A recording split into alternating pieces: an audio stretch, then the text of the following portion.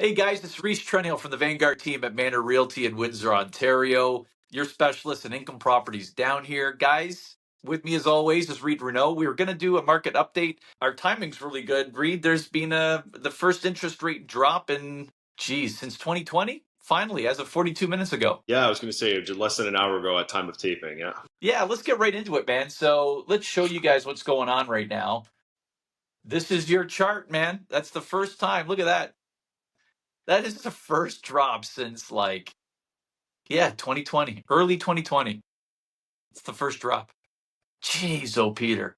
So, how does this affect real estate, guys? You're seeing the end of the calm before the storm, right? Yep. So, guys, how does the interest rate affect what you do as an investor, what you do as a home buyer in Windsor, Essex, where we specialize in both residential home sales and income property sales? That's all our contact information right there at the bottom. You can see if you just look at the numbers right now.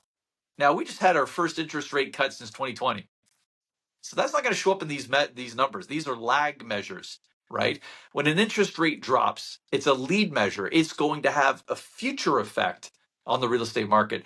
So if you've watched our market updates, right, you're going to see that not much has changed in price, number of sales, days on market, sales to list price ratio. It's all the bloody same as last month and the month before that. But we've been calling it the calm before the storm. And it's the calm before the storm because you cannot understand how many of our clients, and one can anticipate thousands of people just for this Windsor market, have been waiting for the interest rates to start dropping.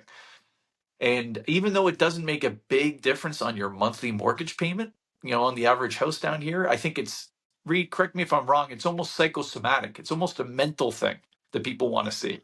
It's pretty much that's exactly the point that I was going to make too. I think it is going to make a minor difference on people's mortgage approvals. People will be bumped up slightly in their purchasing power. But more than anything, if you're here in the area, what you've been hearing lately is the waiting for the first interest rate drop. And I think it's more of a mental aspect than it is an actual financial for a lot of people, whether they realize it or not. But this is sort of the beginning of the buyer confidence going to come back. Right. And it just dropped less than an hour ago, guys. So you're going to see, like, on charts like this, where, sort of 2024 are the yellow bars, 2023 are the purple bars. And I mean, you can see sales are down on the year, but I can tell you that's all just people waiting for these interest rate drops. They keep telling us this over and over and over again. It's like a broken record to us. It drives us nuts because there's 10 of us all on the real estate team. We just keep hearing it and hearing it and hearing it. So what you're seeing right now, I don't like average price, and this is why, guys. Look at the average price. The average price in 2024, 575,000. So it's pretty much the same as last year, 599,000. That's the average. Look at the median, which is the second row down, right? The median is 445,000, and it's actually up since last month. And you go, well, what's median, Rhys? Median, let's say you have 500 homes that sell. What did the 250th house sell for? Right? The one right in the middle. And why that tends to be more accurate when you're talking about the real estate climate is because in a smaller community like Windsor, you have a couple of people buy $5 million, $6 million, $7 million homes. It skews the average up, right? But the median stays the same, right? It's still about the 250th sale, right? Does that make sense? So always try to use median to govern your decisions as opposed to average, right? So the median is about 445,000, which is a nice price. But if you look at that, you go, oh, 600 grand to buy the average house in Windsor, that sucks. No. The average house in Windsor, the one that you're thinking of, the middle one, is 445, right? Market activity, look, so number of sales are down. Look, market activity's up. In other words, lots of people are listing their homes for sale. And now you're getting an interest rate drop. That's like kerosene on a fire, guys. This is where all the fun happens and all the sales happen. You're going to see this curve continue to move to the right, right? So what you're seeing, and we're already seeing it, is that 300, but the below 300,000 is now drying up. It's becoming extinct. It's becoming the way of the dodo, right? You're going to start seeing the $300,000 to $360,000 range disappearing next. I'm going to just put my mouse over it so you see what I'm talking about, right? And you're going to see that bulge continue to move to more and more expensive prices. I can tell you right now that 700 to 750,000 with only 30 sales, there are a ton of listings that haven't sold in that demographic, and that's going to go next, especially as the interest rates continue to drop. Right, Reed, you got any comments on that? No, I think the other number as well we're going to see, which has been climbing this year, is months of inventory. We're going to see it went from about 6 to 7, and now I think we're hovering around 8 months of inventory. But that goes directly in correlation with the activity in the market. That has been a lot of listings and not as many sales to start 24. But with the interest rates starting to come down, buyer confidence picking up, I think we're going to start to see a lot of those listings move, and months of inventory will start to come back down. Yeah, so guys, if you're part of the herd that have been sitting on the fence waiting for the interest rates to drop, it just happened.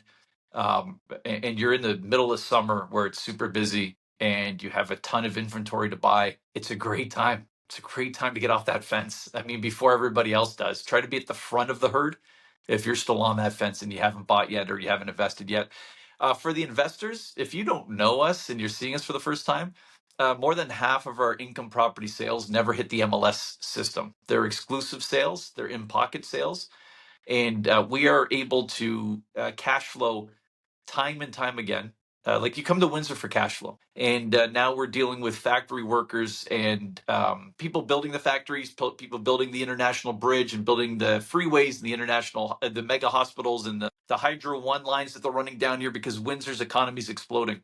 Those workers have to live somewhere while they're in town doing their work, and they pay so much money that the cash flows per month per unit can be well over $1,000 a month, and we're doing that on a regular basis. And that's not a joke. So on a duplex, you can make a couple grand a month cash flow with us, right? Reed, am I wrong? I went on a tangent. No, no, absolutely. It's a very unique thing to Windsor right now, and it's a lot of our investors are extremely happy because they were cash flowing before with regular, year leases with normal tenants, and now their cash flow is just boosted on steroids because of all the international workers that are coming. Yeah, guys, everybody on the team is an investor, all 10 of us. And so you can use the same, even if you're from out of town, right? Like 90% of our clients are from the GTA. 5% are from British Columbia, right? And about 5% are local. I wish it was more local, but hey, it's the way it is. And it's been like that for 20 years. So what you'll find is that you can just use everybody that we use as an investor ourselves, right? You need the renovators, use the ones we've been using for 18 years.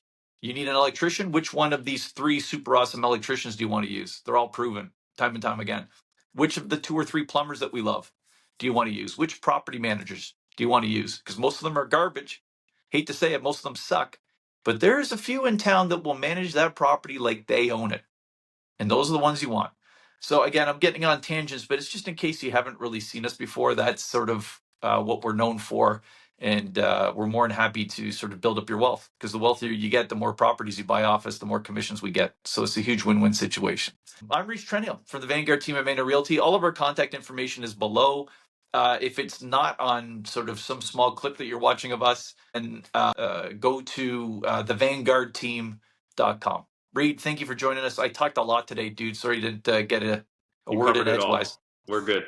You're totally used to it at this point. Yeah, We've only yeah. been working together. We've only been working together like 13 years. That's it. All right, man.